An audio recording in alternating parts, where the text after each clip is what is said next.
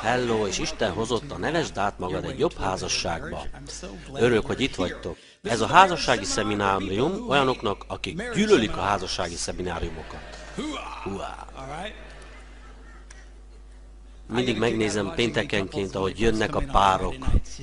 A lányok mind fel vannak villanyozva. Elhoztam.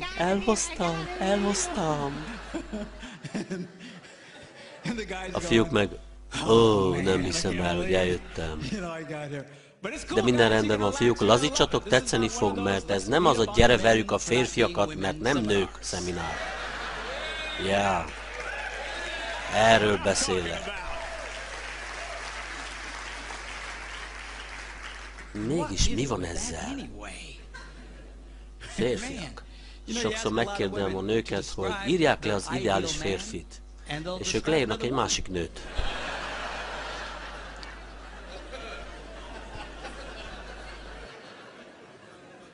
Mégis mi van ezzel? Tudod? Úgyhogy mi nem ezt fogjuk tenni, végigmegyünk ezen, egészséges módon, férfiak vagyunk, nem vagyunk betegek, sem pervezek, sem becsavartak, sem tönkrementek, hanem férfiak. Igen, fiúk, Jahua. És Isten így teremtett bennünket egy céllal. És megmutatom nektek, lányok, hogy mi is az a cél. Oké, megpróbálom elmagyarázni nektek egy kicsit a férfiak világát. Persze majd megtárgyaljuk a női oldalt is, de igazán szeretném, ha megértenétek ezt a férfi dolgot. A nők sokkal komplikáltabbak, mint a férfiak. A férfiak nagyon szimplák. Szimplák. S-E-X. Szimplák.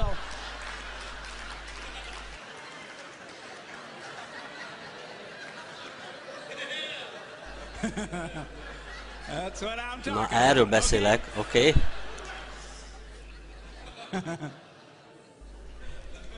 Úgyhogy nagyon jól fog telni. Ma este tartunk egy szessziót, amit két agy történetének nevezünk. Hangsúly a két agyon. És megtárgyaljuk, hogyan gondolkodnak a férfiak és a nők. Nagyon különbözik a kettő. Miért fontos? Mert a férfiak és nők nagyon gyorsan szívre veszik azt, ami igazából agy probléma. A lány egyféleképpen viselkedik, a fiú azt érzi, hogy nem törődik vele, és azt mondja, hogy valami baj van a szíveddel, mert nem törődsz velem. Nem, így dolgozza fel az információt. Ugyanígy a férfi is. A férfi egy bizonyos módon gondolkodik, a nő pedig azt hiszi, hogy valami baj van a szívével. Nem, az agyával. Úgyhogy megpróbálom elmagyarázni, miről szól az egész. Majd holnap reggel tartok egy szesszió, amit úgy hívunk, miért csinálja ezt?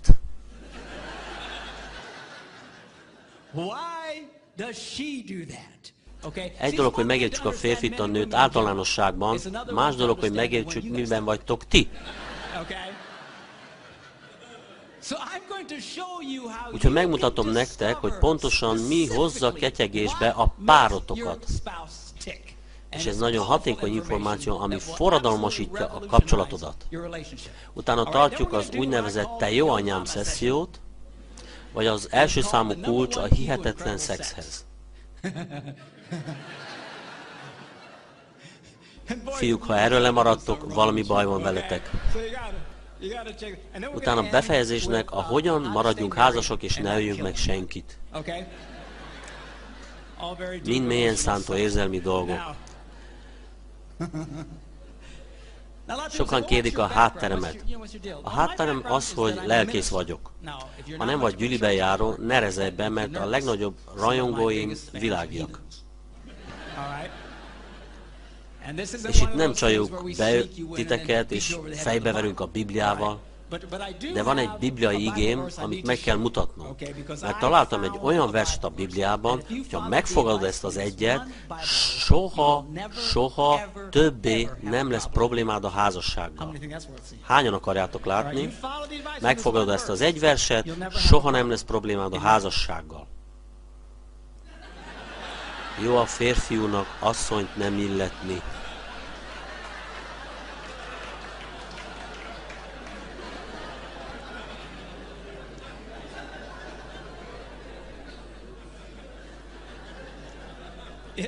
Azt mondja, hogy jó a férfiúnak asszonyt nem illetni. De miért mond ilyent? Olyan szörnyű dolog ilyet mondani. Azért, mert utána elmagyarázza, hogy a házasoknak háborúságok lesz a testben.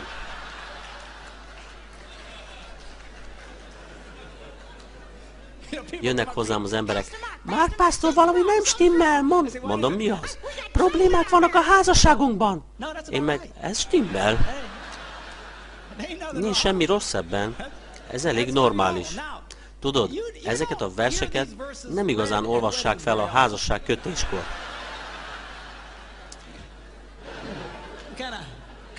Egy kicsit elrejtik ezt. Nem látsz meghívókon ilyesmit. Nem látod a tortákon szép kézírással. A házasoknak háborúságuk lesz a testben. De neked már túl késő.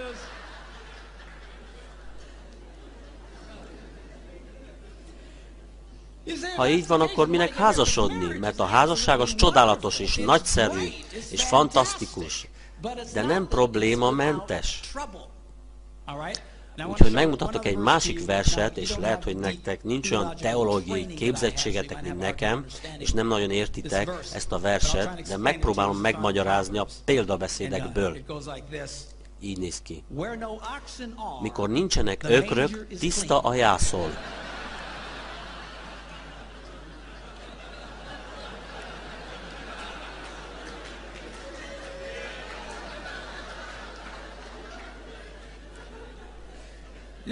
Hadd magyarázzam meg, oké? Mit is jelent? Ha lesz ökröd, akkor lesz trágyád is. Na most, ha nem tetszik a trágya, és legtöbben nem rajongunk a trágyáért, akkor az a kísértés, hogy szabadulj meg az ökörtől. Prédikálj, tesó! Nem. Nem akarom, hogy megszabadulj az ökörtől. Akkor minek tart meg az ökröt? Mert a vers második fele azt mondja, hogy a gabonának bősége az ökör erejétől van. Na ide van a kutya elásva. Mindnyájan szeretjük az ökör bőségét, de senki nem szereti a trágyát. Amit mondani próbál az az, hogy nem lehet az egyik a másik nélkül. Nincs olyan, hogy trágya-mentes házasság. Egyszerűen nem létezik. Hogyha le nem lövöd az ökröt. De ez más problémákhoz vezet. Úgyhogy ez a vikon nem arról szól, hogy elérjük a tökéletesség állapotát a házasságodban, hanem hogy pozitív hozzáállással trágyáljunk róla. Mert ha csak trágyát kapsz, akkor van egy beteg ökröd. Hallasz? De nincs trágyamentes házasság. Nektek, akik nehezen kapjátok el, van egy képletem. Ökör egyenlő trágya per pozitív.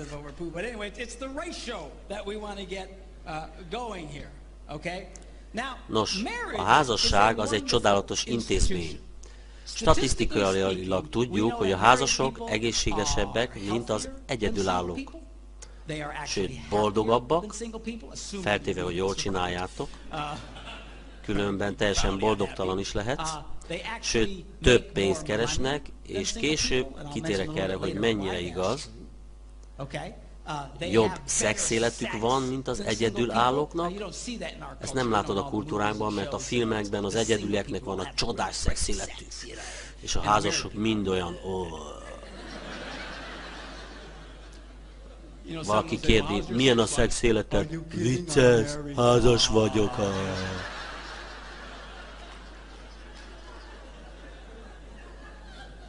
És nem is igaz, egy csomó felfújt hanta. A házasok nagyszerű szexéletük van az egyedüliekhez viszonyítva, akik nem is tudják, mit csinálnak. Statisztikailag a házasok többet élnek, ez különösen igaz a férfiakra. Ami legveszélyesebb egy férfira Amerikában, az az, hogy egyedül maradjon. Ugyanaz, mintha elszívnak 2,5 csomag cigit naponta. Ez igaz, ha vennének valakit, aki 2,5 csomag cigit szív, az egészségi problémáival, élettartamával és mindenféle gondjával, és egyedüli férfi szinte ugyanaz. Ennél már csak az rosszabb, ha egy egyedüli férfi elszív 2,5 csomag cigit.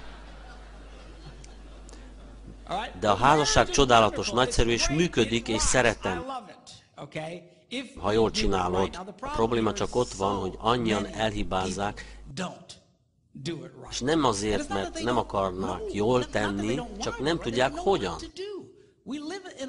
Olyan kultúrában élünk, amelynek halvány fogalma sincs a kapcsolatokról. Mi komolyan nem tudjuk, mit kell tenni, és ezen a hétvégén megmutatom, hogy mit kell tenned, hogy teljesen energizáld és átformáld a házasságodat. Hányan akarjátok?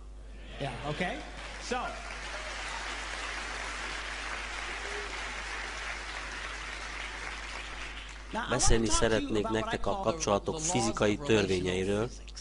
Tudod, a fizikai törvények mindenkire hatással vannak, akár hiszik, akár nem.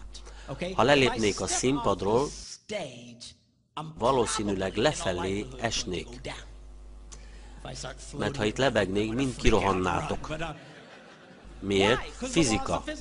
De nem hiszek benne. Nem számít, mit hiszek. Leesek. Igaz? Nem számít, ha keresztény vagyok, vagy világi.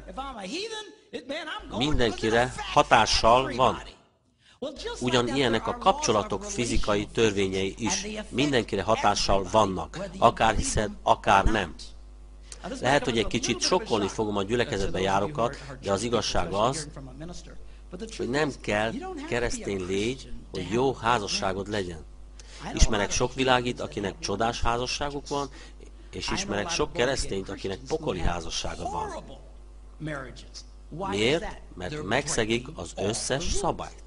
És azt feltételezik, hogy a szabályok rájuk nem érvényesek, de érvényesek.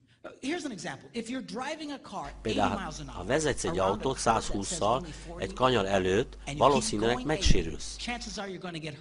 Még akkor is, ha keresztény rádiót hallgatsz közben.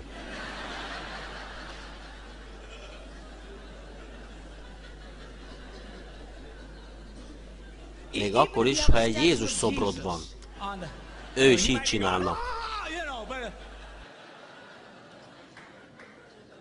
Miért van ez? Mert a fizikai törvények hatnak rád, és csodát kivéve meg fogsz sérülni. Ugyanez igaz a kapcsolatokra is, és el fogom magyarázni. Ezen a hétvégén alapbeállításokról fogok beszélni. Vagyis általában a nők egyféleképpen viselkednek, és a férfiak általában másféleképpen viselkednek. De ez nem mindig igaz. Tudom! Ez nem mindig igaz, mondják sokan. Belátom, igaz, de nincs időnk végigvenni a szürke részeket. De általában beszélve a nők egyfélék, a férfiak másfélék. Ha valamit bemutatunk, és rád nem érvényes, akkor ne akadj fel, hanem értelmezd a saját kapcsolatodra. Debbie és az én kapcsolatomban vannak területek, ahol mi teljesen az ellentéte vagyunk az általánosnak. Emlékszem, mikor először tanulmányoztam ezt a dolgot, arra gondoltam, te fiú, én nő vagyok.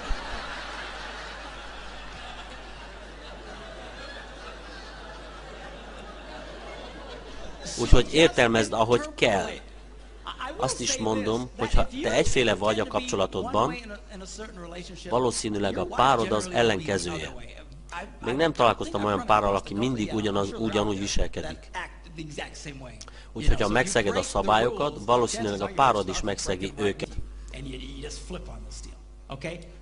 Például egy tipikus jellemző, hogy a férfit jobban érdekli a szex, mint a feleségét. Miért mondom ezt? Mert általában igaz, de nem mindig. Vannak kapcsolatok, melyekben a feleséget jobban érdekli a szex, mint a férjet. Hogyha itt vagy ma este, és ez rád érvényes, hogy a feleségedet jobban érdekli, akkor gondolom a férfiak nevében elmondhatom, hogy gyűlölünk téged.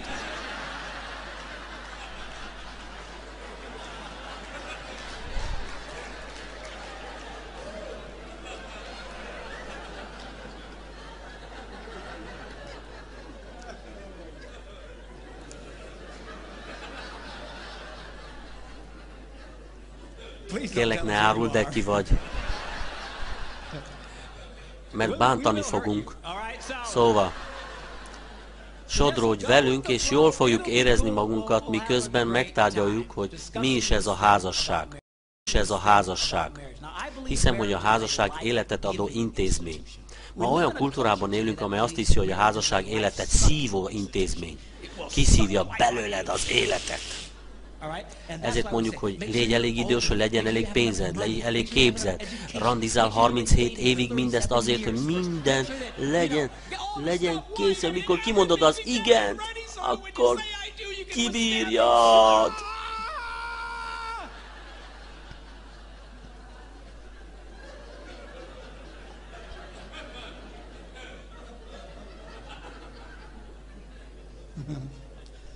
De ez nem így van. Neked életet fog adni, ha jól csinálod. Ha jól csinálod, akkor olyan, mint a menny a földön. Ha nem, töltsd ki az üres részt. Neki látunk megtárgyalni a férfi agyat és a női agyat, és hogy mennyire különböznek. Nos, kezdeném a férfi aggyal. A férfi agy egészen egyedi. A férfi agy kicsi dobozokból áll. Mindenre van egy kis dobozunk. Van egy dobozunk az autóra, van egy dobozunk a pénzre, a munkára, van egy dobozunk neked, van egy dobozunk a rajkóknak, van az anyádnak az alaksorban. Mindenütt doboz. És az a szabály, hogy a dobozok nem érintkeznek.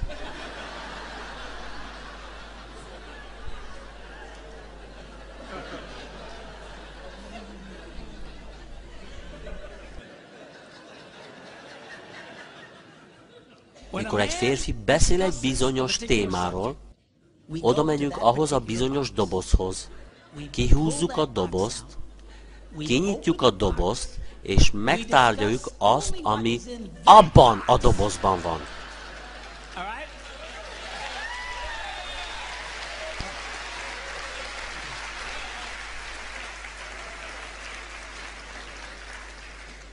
Utána bezárjuk a dobozt, és eltesszük vigyázva, nehogy hozzáérjen más dobozhoz.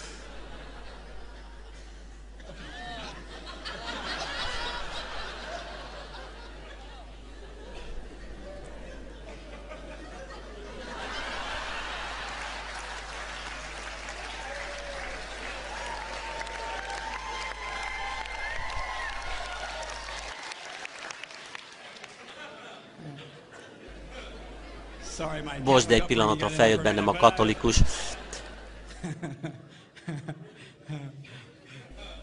Nem vagyok katolikus, de gyerekkoromban jártam katolikus iskolába. Volt ott egy apáca, aki tanított a pokolról, mintha ott született, és ott nőtt volna fel.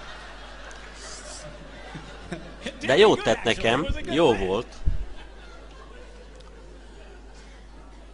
Nos, a nők agya nagyon különbözik a férfi agytól. A női agy egy nagy húzal labdához hasonlít.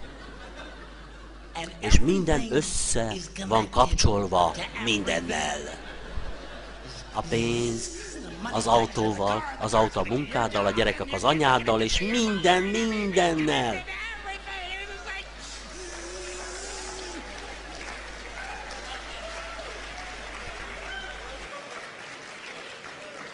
Olyan, mint az internet szupersztráda. És az egészet egy energia működteti, amit úgy nevezünk érzelem. Ez az egyik oka, amiért a nők hajlamosak emlékezni mindenre. Mert ha veszel egy eseményt, és hozzákapcsolod az érzelemhez, beég az emlékezetedre, és örökre emlékezni fogsz rá. Ugyanez érvényes a férfiakra is, csak nem túl gyakran, mert az igazat bevallva minket nem érdekel.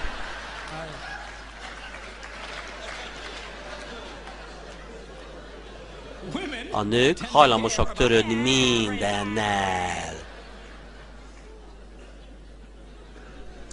Egyszerűen imádja.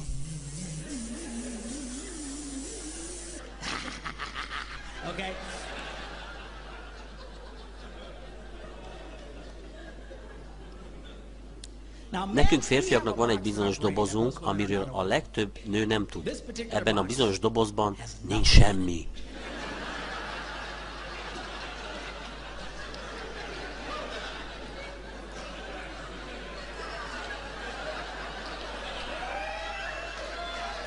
Igaz, igaz. Tulajdonképpen úgy nevezzük a semmi doboz. És az összes doboz közül a férfi agyából a semmi doboz a kedvencünk.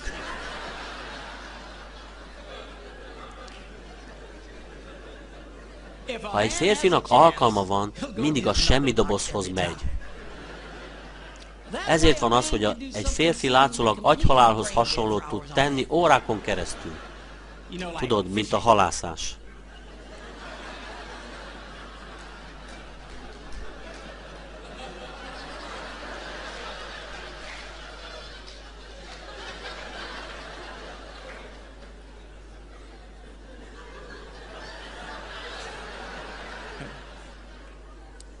És imádjuk, és ezért van az, hogy egy férfi a tévé előtt ilyen.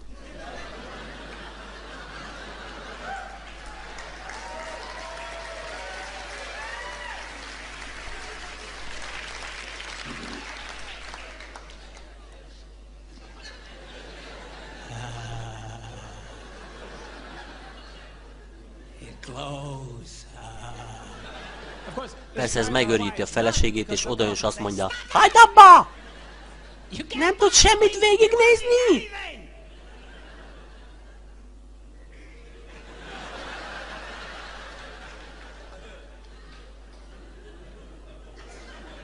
Nem.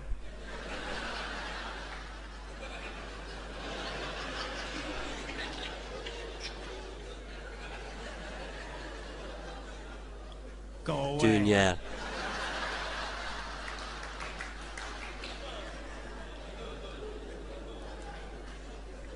Tulajdonképpen lemérték ezt. A Pennsylvania Egyetem egy pár évvel ezelőtt tanulmányozta, a férfi képes nem gondolni semmire, és még mindig lélegzik. Rátkötik azt a csomó drótot, hogy lemérjék az agyműködésed, és ez ilyen. Meghalt! Mi van? A nőknek ez nem megy. Az agyuk sosem áll le. Csak... És nem értik a semmi dobozt. És ez kiborítja őket. Mert semmi se borítja ki jobban, vagy semmi se irritálja jobban, mint hogy nézen egy férfit, hogy nem csinál semmit.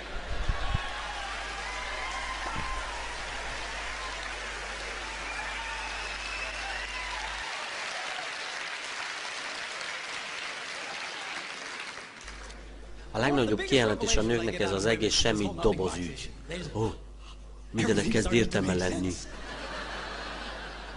És a nők azt mondják, bemehetek vele a semmi dobozába? Nem. Miért nem? Mert akkor már van valami. És amúgy is bemennél és kezdenéd. Te, ide nagyon találna egy pár festmény. Egy kis asztal ide, egy kis virág ide. Nem! Semmi! Menj ki!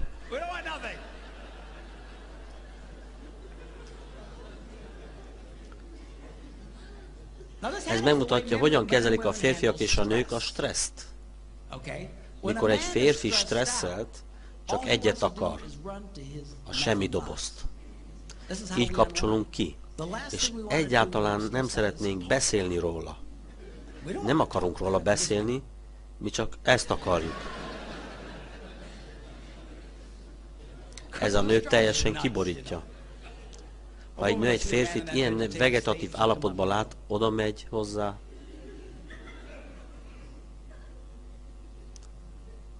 Mire gondolsz?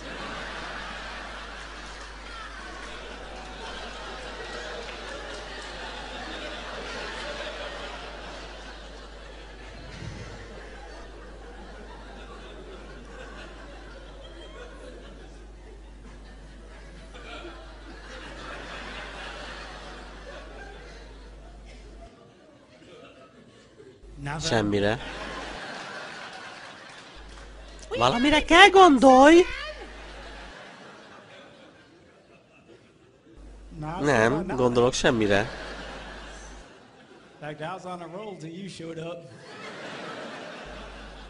Menj el! Ő így vezeti le a stresszt.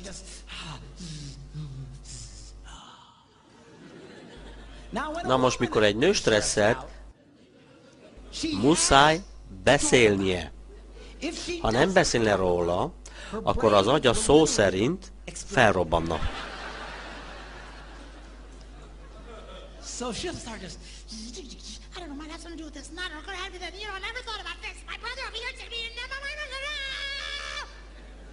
És ismerek férfiakat, akik futnak a feleségtől, mikor ezt teszik. Megkérdeztem, miért futsz tőle? Mert nem tudom, mit mondjak neki. Az Isten szerelmére ki mondta, hogy mondanod kellene valamit? Ő nem akarja ezt. Tudod, egy csomó férfinak kényszere van, hogy mikor elmondod neki a bajod, meg akar szerelni. Mert ezt teszi egy férfi, csak akkor mondja el a baját egy másiknak, ha azt reméli, hogy megjavítják. De ő nem férfi. És ha megpróbálod megjavítani, kinyír téged. Nem kell neki a tanácsod, nem kell a segítséged, csak fogd be, és hallgasd. Egy pár hölgy ezt mondja, ez az, mondd meg neki, hallgasson!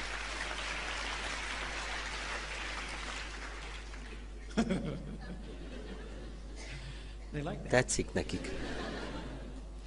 Valaki mondta nekem, ha legalább megmondta nekem, hogy mit érez. Én megmondom, hogy nem tudja. Ő így jön rá, hogy ezt kapcsolja ehhez, azt ahhoz, emehez. Most, mivel szeretik egymást, felajánlják egymásnak a saját válaszukat, saját megoldásukat. Ha a férfi érzi, hogy a felesége feszült, ő szereti a lányt, felajánlja a lánynak az ő legjobb megoldását. Ne gondol rá.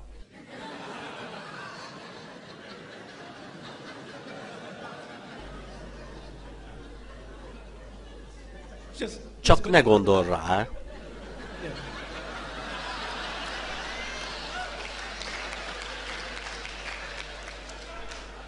Ekkor kezdi el keresni a késeket, és leszúr, ha így folytatod. Na most egy nő érzi, hogy a férje feszült. Szereti őt, ezért felajánlja neki a legjobb megoldását.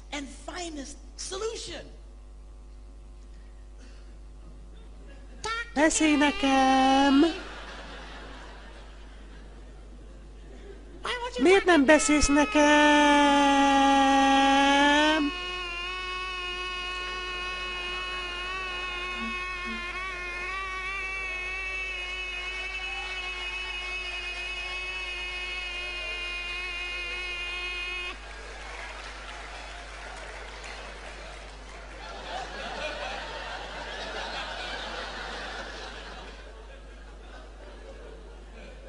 Ne tűnj el!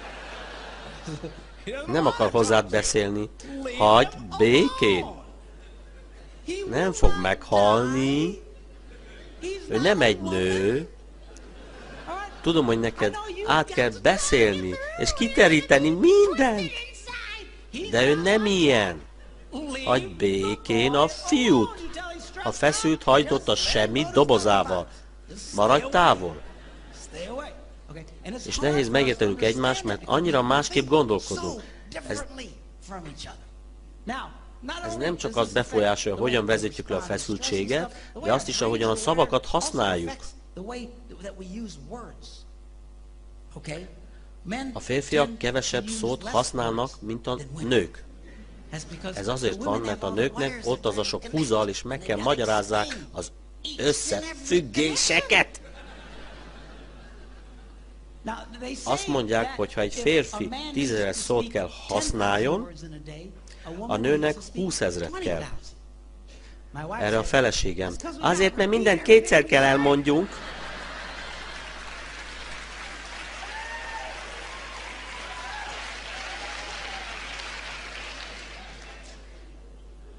Mire én? He? És ez a he? Hol az én drága vörös hajóm? Erre van? Bemutatom a feleségem, Debit.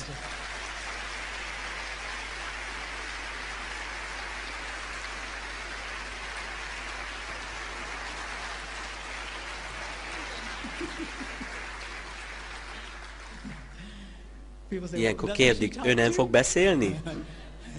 Nem. Legalábbis nem hozzátok. Hozzám beszél, de hozzátok nem, mert nem akar. Ennyi. Hol a táblám? Akarok mutatni valamit az egész szavas ügyről. Ezt is lemérték, megfigyelték a gyerekeket és csecsemőket, és kamerákat tettek a szülészetre, és analizálták a képeket, és a lányok szája így járt.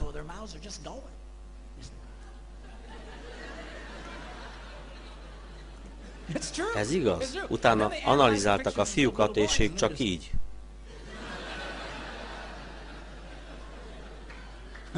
Arra gondoltak, mi volt ez? Vissza akarok menni. Utána fölvették a fiúk, lányok beszélgetését a játszótéren, és utána analizálták. És megfigyelték, hogy a kislányok imádnak beszélgetni. Nagyon értelmesen kifejezték érzelmeiket, egyszerűen imádják ezt. És ha nem volt kihez beszélnek, tökéletesen megfelelt, ha senkihez beszéltek. La la la la la la la la la, teljesen értelmesen. Utána analizáltak a kisfiúk párbeszédét, és csak 55% volt érthető. Mert ők csak így.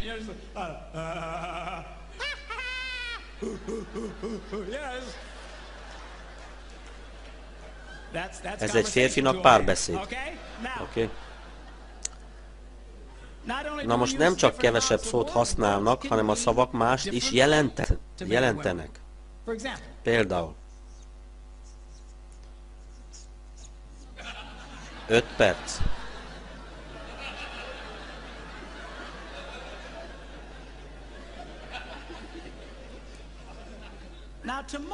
A legtöbb férfinak az 5 perc, Egy csomó nőnek pedig ez egy meghatározatlan időtartamot jelent. Kész vagy már? Még 5 perc!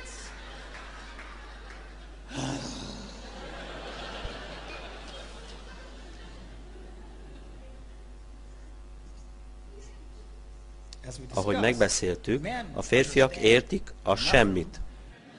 A nők nem értik a semmi jelentőségét. Sőt, ha egy nő azt mondja semmi, vigyázz, mert az valami.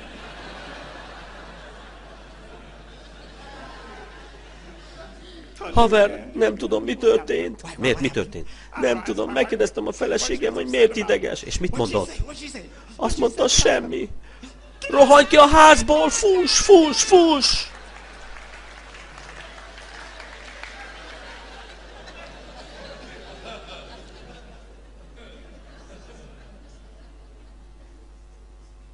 Ez nem egy szó, csak egy hang. Egy sóhaj. Mikor egy férfi sóhajt, azt jelenti, minden jó az életben. Mikor egy nő sóhajt, azt jelenti, te idióta.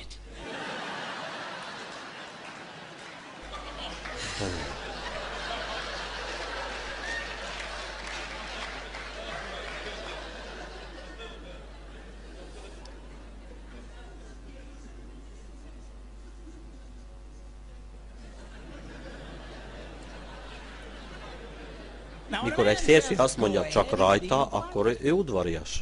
Mikor egy nő azt mondja csak rajta, akkor lehetőséget ad neked, hogy elmagyarázd, hogy éppen milyen hülyeséget csináltál. Nagyon vigyáznod kell a magyarázattal, mert valószínű, hogy egy sóhaj követi.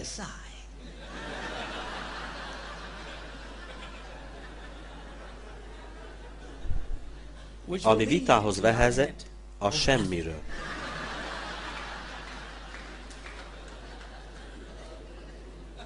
Utána pedig szexeltek legalább 5 percet.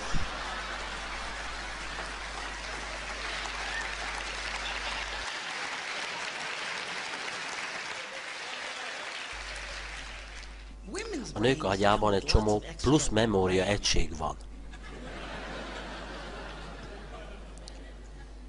Úgyhogy meg tudják jegyezni a részleteit mindennek.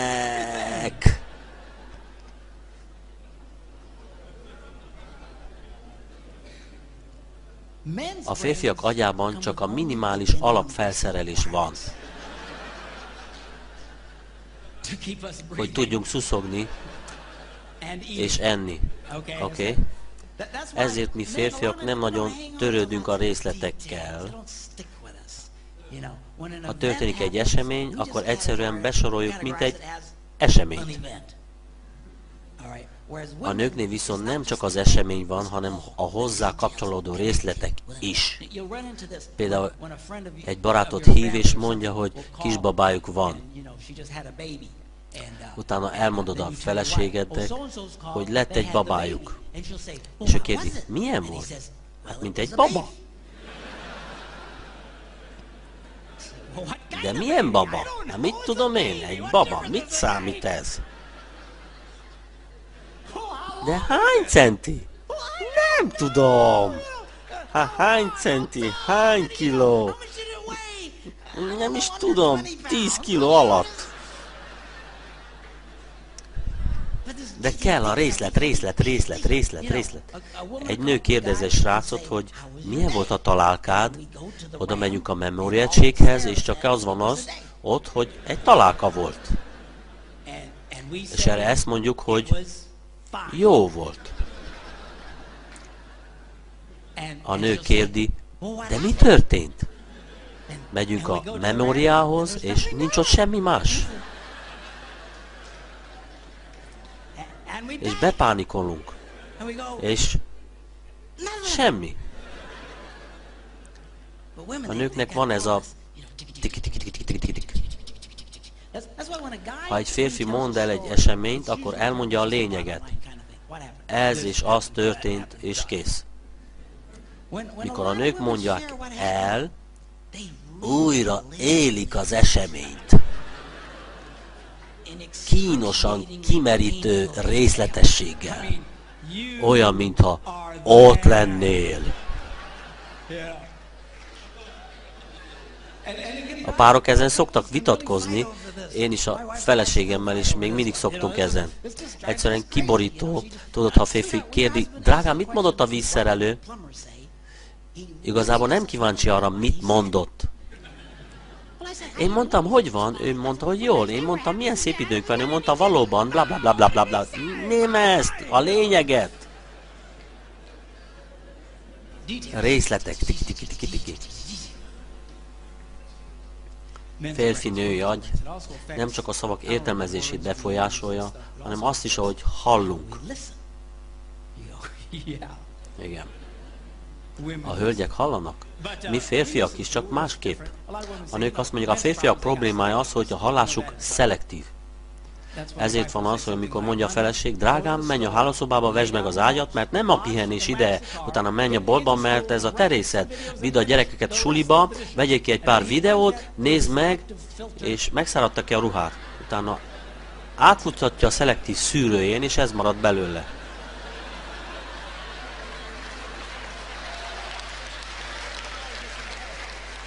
Drágám, a pihenés a terészed.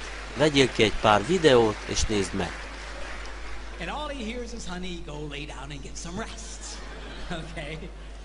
De igazából nem erről beszélek, hanem arról, hogy mi a különbség az egyoldalú és a sokoldalú közt. Még egyszer, ha nem is így van nálatok, értelmezd a saját kapcsolatodra. Nem mindenki egyforma, de általában a férfiak egyoldalúak, mi egy dolgot teszünk, és azt elég jól tesszük. A nők kezelni tudnak egy csomó dolgot, a férfiak pedig nem. Ezért nem túl jó ötlet több, mint egy gyereket rábízni egy férfira. El vagyunk egyel. Szívem, olyan jól csinálod a Janikával, de hol a többi gyerek?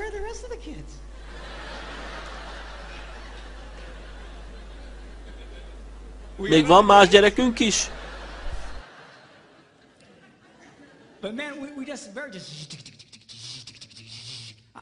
Én egy tipikus egyoldalú vagyok, annyira odafigyelek, hogy teljesen belefedkezek. És újra kell indítsam az agyam. Wow, hol vagyok? De amit teszünk, azt nagyon jól tesszük. Ezért van az, hogy a férfiak jók abban, amit tesznek, mert képesek teljesen csak arra az egy dologra figyelni. A férfiak fel is hágnak a legtöbb szakma csúcsára, még azokban is, amelyekben a nők dominálnak. A legjobb divattervezők férfiak, szakácsok férfiak. Miért van ez? Mert van ez az egyedi képességünk, hogy egyetlen dologra figyeljünk, és azt kiválóan megcsináljuk. A nők másképp vannak bekötve, ők csak littiti. Feleségem, ha nappaliban van, nézi a tévét, olvas egy könyvet, süt valamit, és beszél a telefonon, és mindezt egyszerre. Nekem ez elképesztő. Persze, amikor bejövök, feltételezem, hogy nem nézi a tévét.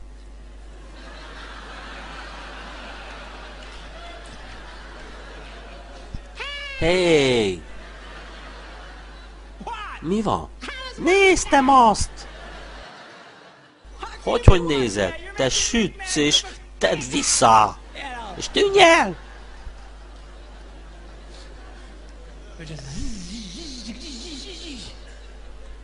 Ez befolyásolja a hallásunkat, mert mikor egy férfi csinál valamit, általában nem hall semmit.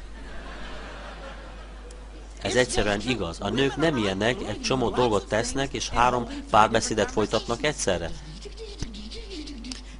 Bemegy a nő a szobába, és látja a férjét, hogy újságot olvas. És föltételezi, hogy én sokoldalú vagyok, ezért ő is az kell legyen. De ő az újságolvasó programot futtatja, és tudjuk, hogy egyszerre csak egyet tud futtatni. Ő a nem hallok Jancsi. És ez nagyon idegesíti a nőket. Oda kell menjen, és be kell zárd az újságolvasó programot, fel kell töltsd a Figyelj rám programot, de várnod kell egy percet, mert újra kell induljon.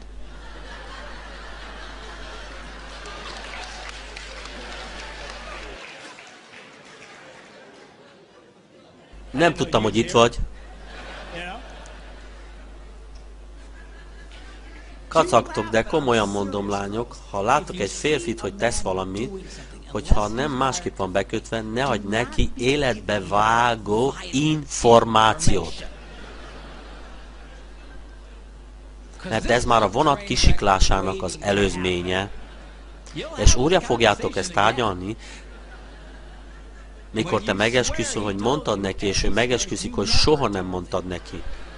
Te tudod, hogy mondtad neki, de az ő agyában azt sem mondtad neki, hogy Jancsi.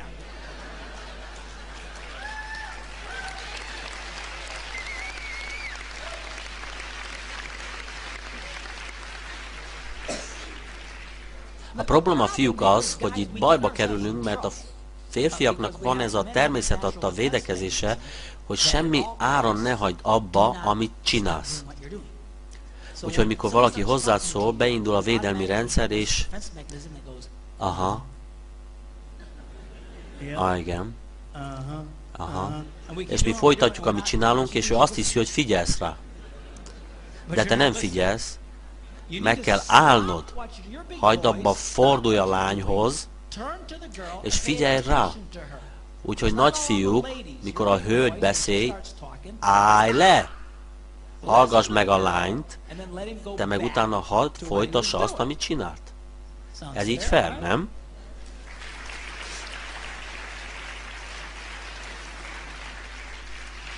Mikor neki láttam ezt alkalmazni, gondoltam, nagyszerű, most már jobb vagyok, megállok, és igen. Hogyan? Utána mondom, nem hallottam, elmondja még egyszer, én megjegyzem, oké. És gondoltam, most már jobban csinálom, de mégis bajba kerültem.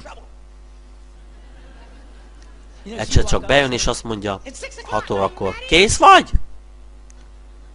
Mire?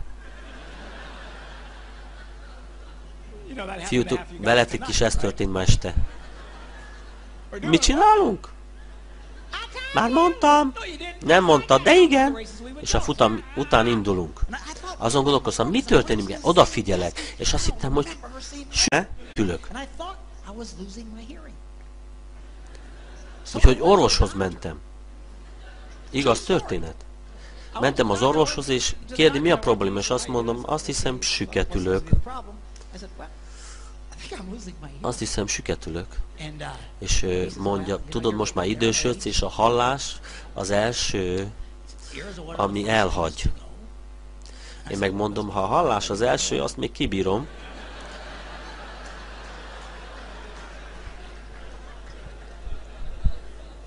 Erről többet beszélünk holnap. Mondja, hogy most leteszteljük a fület. Követtem a hölgyet a terembe, és ott volt ez az olcsó doboz, hatalmas fülhallgatókkal, és mondja, jól van, most figyelj, ha hallod a bippet, emeld fel a kezed. Ha nem hallod a bippet, ne emeld fel a kezed.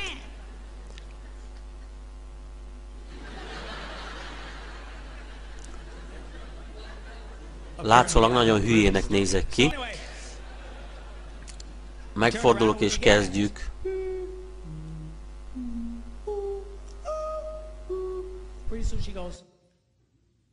Tényleg ezt mind hallja? Kérdem miért? És kezdi ütögetni a dobozt. Szemétláda, mi van ezzel? Miért, mi van? Az eredmény szerint hallod, amit a kutyák és a macskák is. Ütögette a dobozt. És mondja, elküldelek egy specialistához. Tudod, mi a specialista? Van neki az a hű anyám termük hangszigetelve vastag ajtóval. Vup. A személyeket üveg mögül látod, úgy érzed, mint az ember akváriumban magad.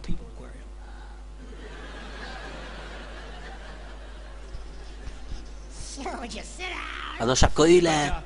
Abban az időben Grébénben éltünk, és ez a központban van egy cég, Szem-Fül Segítség. Nem hallottam előtte róluk. És mondja, elküldelek hozzájuk, van nekik ez a drága felszerelésük. És kezdi írni az orvosi vényt, és írja szem, fül, és rövidítve segítséget.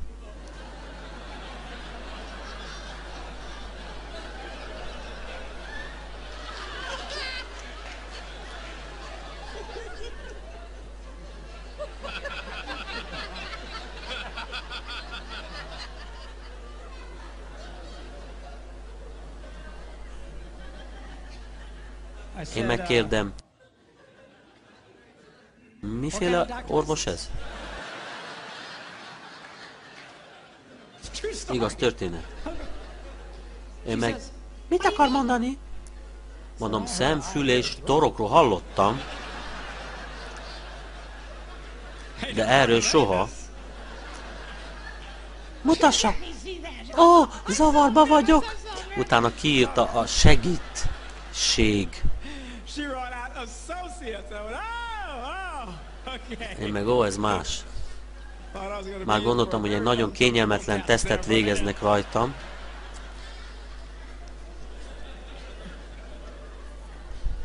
Szóval elmentem a szemfül és a tudod orvoshoz. Bemegyek, leülök, a hölgy az üveg mögött nyomogatja a gombokat, és mondja, vegye fel a fülhallgatót, mikor hallja a bippet. Megfordulok és kezdjük. Egyszer csak mondja. Igazán hallja mindezt? Úgy éreztem magam, mint egy bunkó.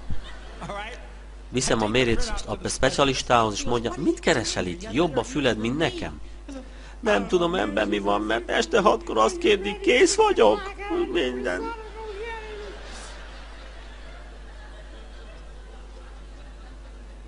Úgyhogy hazamegyek és kérdi a feleségem, na mit mond az orvos? Amúgy nem ilyen a hangja.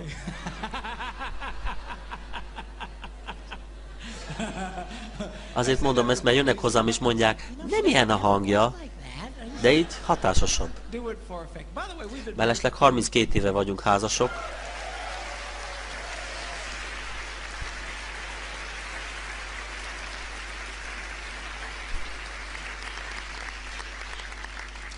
Van 2 unokánk. Nagyon cool. Gyönyörű fiúk. Az egyik 10 hónapos, a másik 8, és olyan öröm nekünk. Imádom az unokáim, mert eljött az idő a bosszúra. Gyere kis cukorka! Oké, viszlát!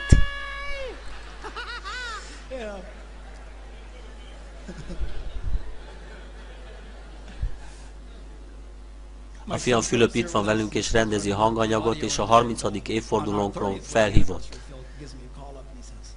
Hé, apa, 30 év, ez nem semmi. Én meg köszönöm, uram, de az igazat megmondva olyan, mintha csak 10 perc lett volna. Mire ő? Igazán? Én meg igen. 10 perc, víz alatt. Na, ébresztő. Most a lányok. Nem hiszem el, hogy ezt mondtam. Mit fog szólni hozzá? Bla bla bla. Ez csak a vicces doboz, jól van? Csak egy vicc. Visszatérve a fűre, kérdi a feleségem, na mit mond az orvos? Én meg azt hallom, amit kutyák, macskák is. Nem ez a problémád. A problémád, hogy nem figyelsz. De figyeltem. Figyelmes voltam az egyoldalú dologra, és kigondoltam, hogy csinálok egy tesztet. Meg akarom tudni, hogy milyen messziről nem hallom őt. Úgyhogy a következő nap ülünk a konyhába, és kezd hozzám beszélni. La la la la la. Én meg, aha, és tovább megyek ő még mindig. Mond, ezt még mindig hallom, tovább megyek, és ő közben csinál sokoldalú dolgait, utána bemegy a nappaliba, és még mindig bemegy a másik szobába, és a ház másik végében vagy, és még hozzám beszél.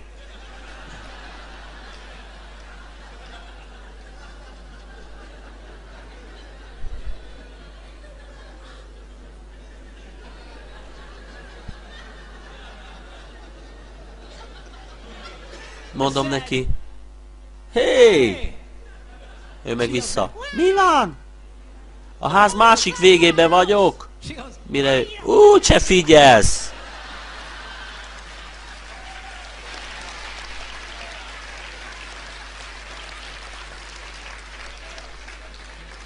A következő nap rajta kapom, hogy az emeletről beszél hozzám. Ő egy másik emeleten van, és még mindig adja nekem az életbe vágó információkat. Ekkor kezdett derengeni, na várjunk csak. Igaz, hogy mi egyoldalak vagyunk, de ti nők olyan sokoldalak vagytok, hogy nem is számít, ha ugyanabban a megyében vagyunk, vagy sem.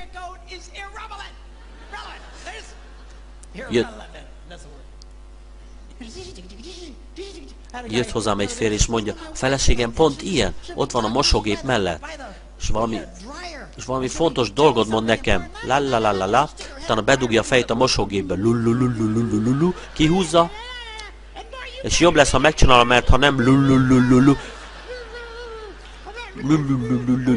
és ha nem, majd bajba leszel.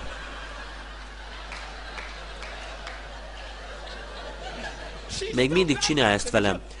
Még ha olyan nagy zaj van, mint egy autópályán is. Nagyon fontos.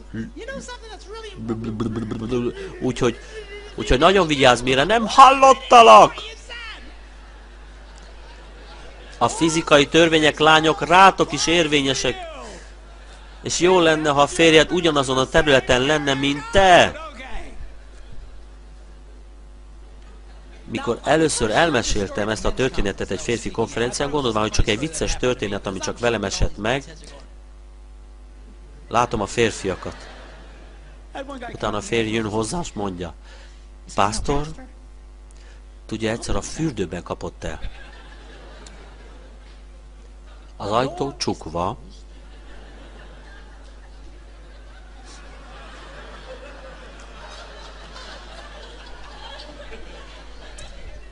a hajszárító megy,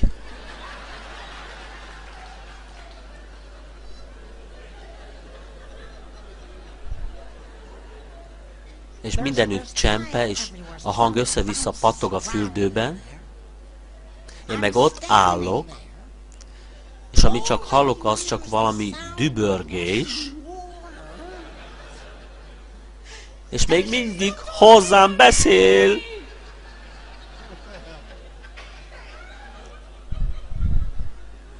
Tudjátok, lányok, rájöttem, hogy miért nem halljuk meg sokszor.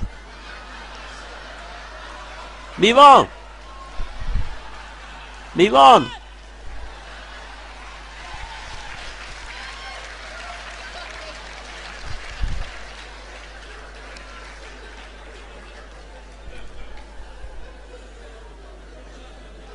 Egy újabb rejtély megoldva. Lányok, ne legyetek olyan sokoldalúak, miközben életben vágó információt adtok neki. Jó? Különösen, ha ő éppen csinál valamit. Mert az egyszerű dolog több bajt és frusztrációt okoz a házasságban és vitákat a semmi miatt. De tudod, mikor a párod egy valódi sokoldalú valaki? Mikor egy szenvedélyes, intim pillanatot élsz át vele.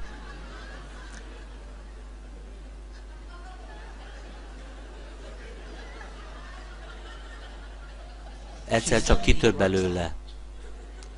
Mellesleg a szerelő azt mondta, a WC elromlott.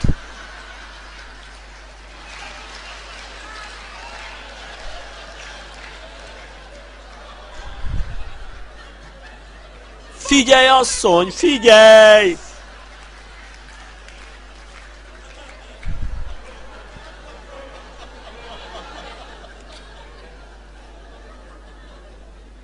A férfi lefeküdhet veled, közben te tervezd a jövő héti vacsorát, a WC-re gondolsz.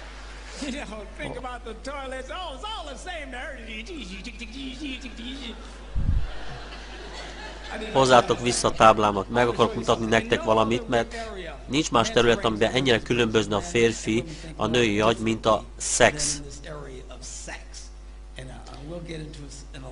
Részletesen holnap foglalkozunk, de akarok mutatni nektek valamit, ami nagyon érdekes lesz.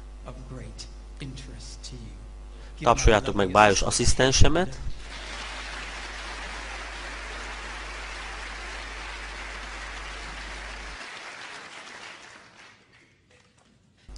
A szex egy elég nagy probléma, különösen a férfiaknak. Nekünk a szexuális érdeklődés 18 éves korra csúcsosodik, és onnan kezdve lankad. Hogyha a grafikonon ábrázoljuk, így néz ki. 18 éves korra csúcsosodik, és utána csökken.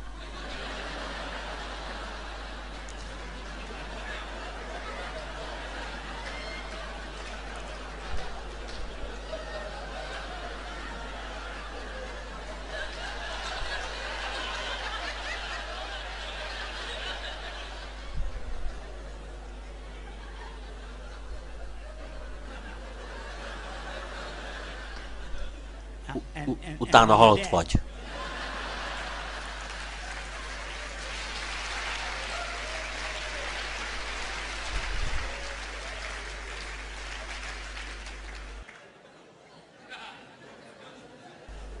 Ez fontos, hogy a nők megértsék, hogy mikor erről van szó, már nem annyira az agyunk vezet minket, és nem is a szívünk, hanem egy kémiai dolog, amit úgy hívnak, hogy tesztoszteron. És a vérünkben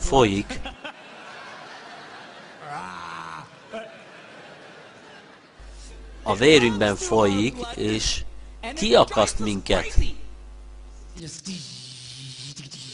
Lányok, ha tudnátok, hogy mennyire kiakadunk tőle, sokkal undorítóbbnak gondolnátok minket, mint most. Mit akargatja ezt ember? És mondom nektek, hogy amilyen vicces ez a kis grafikon, de igaz sok férfira, ha valamilyen oknál fogva a tesztoszteron szint csökkenni kezd, csökken a szex utáni érdeklődés is. És ha még jobban csökken a szint, teljesen elveszti az érdeklődést. Ugyanaz a fej, ugyanaz a szív, ugyanaz a férfi, és nem érdekli a szex. Ezt kezelni egyszerű, tesztoszteron adalékokkal, és boom, ugyanaz a férfi, akihez férjhez mentél. Ugyanaz a fej, ugyanaz a szív, ugyanaz a férj, most gyere ide, babám!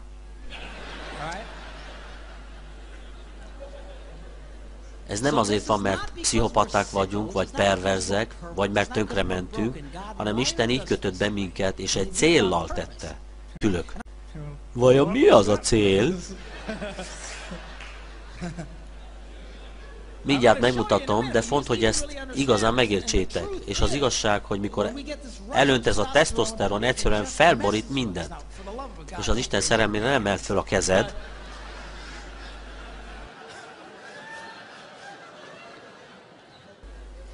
De a legtöbb férfi beismerné, hogy általában kapun egy tesztoszteron adagot kora reggel, semmilyen oknál fogva.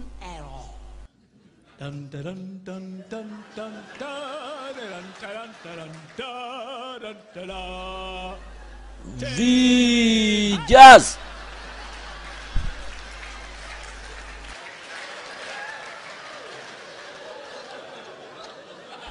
És egyszerűen felébresz minket.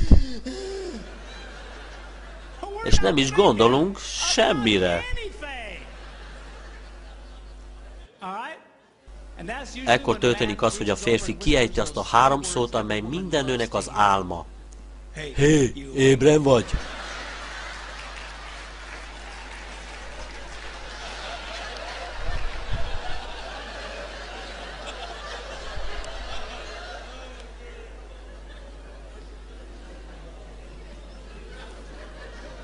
Erről is beszélünk holnap.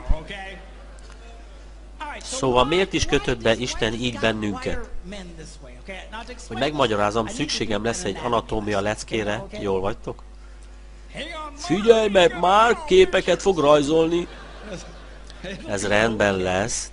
Tisztán tartjuk. Na most, ezt elnevezzük a lány szívének.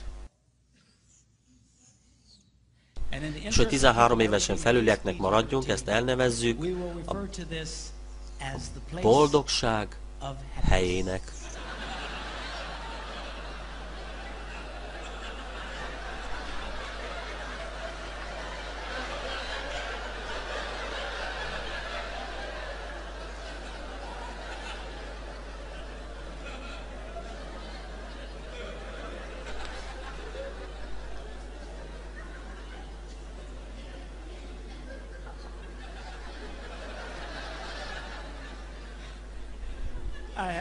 Nemrég jött hozzám egy hölgy, és mondja, hogy már nem is tudok a mallba menni, mert tele van mosolyfigurákkal.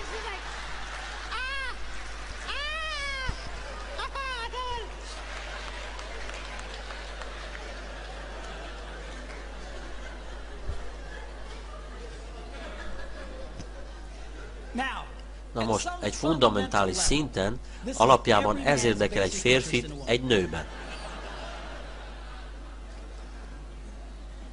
Ez igaz, ez igaz. Erre egy nő mondhatja, ez szörnyű. Nem erről kellene szóljon. Közösségről kellene szóljon. Meg barátságról és odaadásról.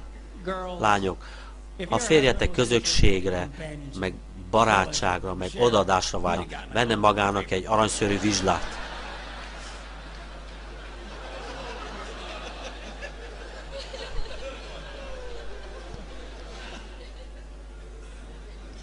Őt ez érdekli, és ez így is kell legyen, mert így húzalozta be Isten a férfiakat. De amit a férfiak elhibáznak az az, hogy a kulcs ehhez, az ez. És ha egy férfi sikeresen megérinti ezt, akkor a nő zöldet ad és megérintheti ezt.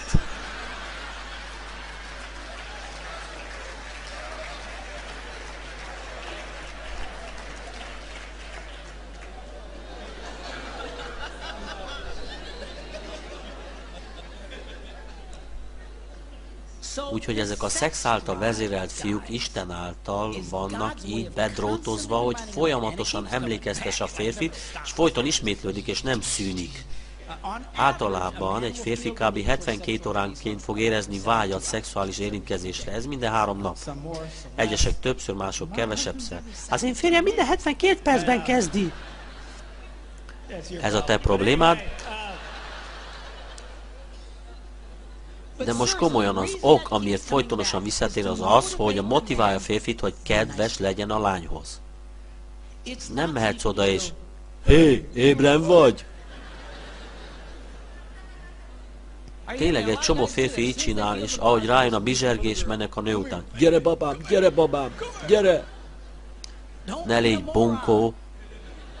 Nem akar ide jönni. A célja a bizsergéznek az az, hogy emlékeztessen. Légy kedves a lányhoz. Légy kedves a lányhoz. Légy kedves a lányhoz. Légy kedves a lányhoz. Ez motivál engem is. Próbálok kedves lenni a feleségemhez, és időt töltök vele, és ebédelni viszem minden nap, és elviszem shoppingolni. Pásztor, szeret menni shoppingolni? Nem, utálom. Letesz engem a padra a többi öreg fiúval, és ott együtt alszunk. utána felszed, majd letesz egy másik padra. Jó, de ha nem tetszik, miért csinálja? Megmondom miért, mert nekem is kell ebből.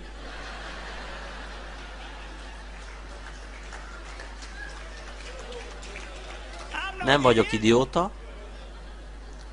Kedves kell legyél a lányhoz, gyengét kell legyél a lányhoz. És ti, egyedülálló nők, nem tudom hány ilyen néz most, de lehet, hogy vannak. De mikor egy nő odaadja a férfinak ezt a házasság előtt, asztronómikus hibát követ el.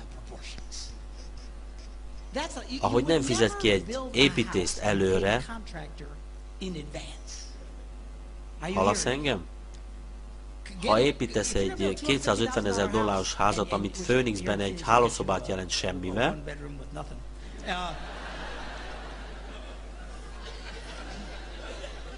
de fiú, van nekem egy 250 000 érő házam, nincs neked semmi. Nem fizetheted ki előre, ki, nesze itt a 250 000. Tudod miért? A ház sose lesz kész idejében, sose tartja be az ígéretet. Miért? Mert ez az emberi természet. Fizetsz neki, mikor teljesít. Mikor bizonyos dolgokat befejezett, utána megvárod, amíg minden rendben van, és utána lezárod. Az emberek így vannak betrodozva. Ha csak úgy odaadod neki, akkor bunkó vagy. És ezt teszik ma a nők. Előre felfedik ezt, ami minden férfinek alapérdeke egy nőben. Már odaadtál mindent, amit akarsz? Utána megmondod, nem veszel el? Nem töltesz időt velem? Nem, bla bla bla. Nem fog. Pásztor, de miért? Mert idióta vagy. Ne csináld ezt. Odaadod azt a dolgot? A fiú dolgozzon meg érte.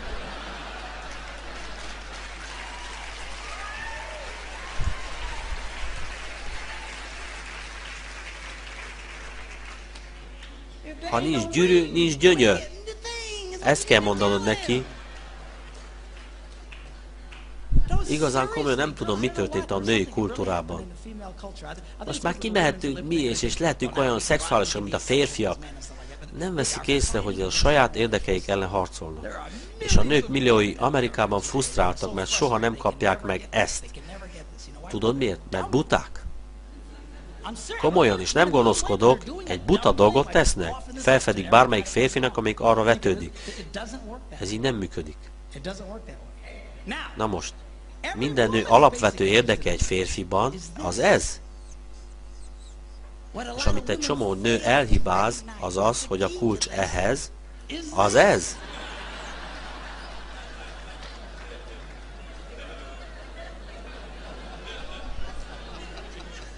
És ha ehhez hozzáérsz, zöldet ad, és hozzáérhetsz ehhez.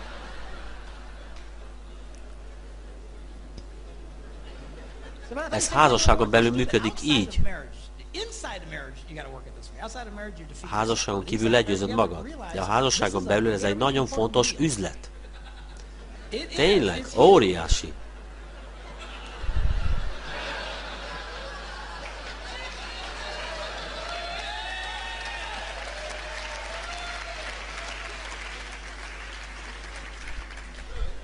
Egy csomó nő úgy kezeli, mintha valami mellékes lenne a házasságban. Nem mellékes, hanem központi probléma.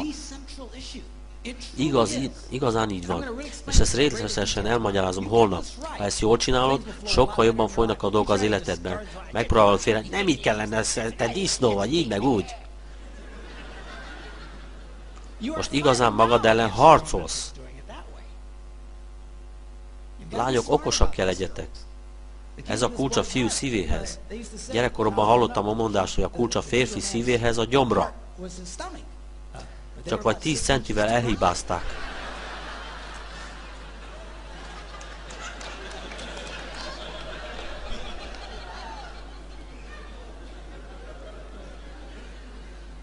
És ez fontos. El kell mondjam, lányok, hogyha nem erről lenne szó, valószínű nem is törődnék veletek egyáltalán. Tudom, hogy szörnyen hangzik, de el kell mondjam úgy, ahogy van. Ha ezt kiveszed, nem hiszem, hogy bevállalnak azt a sok gondot. Őszintén.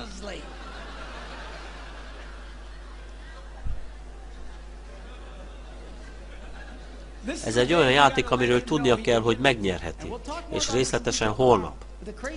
Az az őrület, hogy a kulcs ahhoz, ami neked kell, itt az ajtó, és nektek, fiúk, ahhoz, amit ti akartok, itt az ajtó. És ez a tökéletes fölállás. Ez a végleges fölállás. Az emberek azt mondják, mi volt Isten fejében? Folyton mondják ezt nekem. Mi volt Isten fejében? Erre gondolt Isten. A kulcs ahhoz, hogy megkapd, ami neked kell, az, hogy megad a párodnak, amit ő akar. Ez nem könnyű. Néha elszúrod, és folyamatosan dolgoznod kell ezen.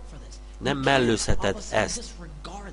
Néhány pasa sosem törődik a lányjal, sosem kedves a lányhoz, és csodálkoznak, hogy nem kapnak semmi szexet.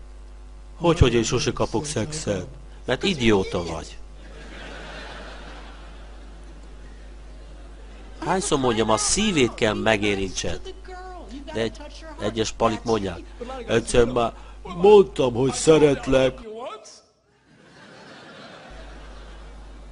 Ha valami változik, majd szólok.